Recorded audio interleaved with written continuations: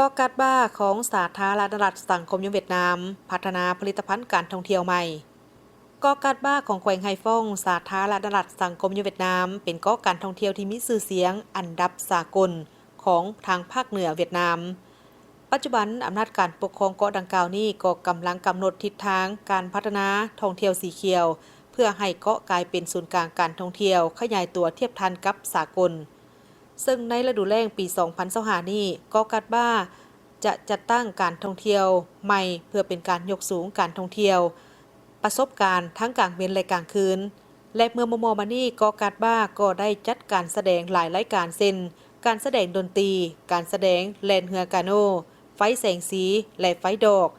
นอกจากนั้นเกาะกัดบ้าก็ยังได้ปรับปรุงหาดทรายสาธารณะระบบคมนาคมสีเขียวและตลาดกลางคืน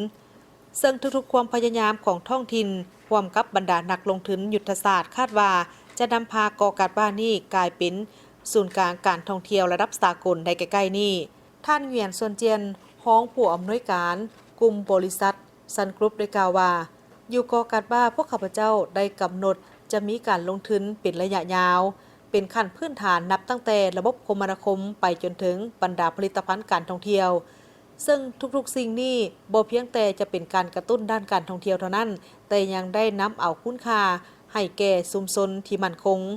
นอกจากการมีวิกฤตงานทำการดำรงชีวิตและรูปภาพของแหล่งท่องเที่ยวตื่มอีกปี 2025 นี้เกาะกัดบ้าจะสู่โซนต้อนรับนักท่องเที่ยวให้บรรลุหลายกว่า 4 ล้านเทื่อคน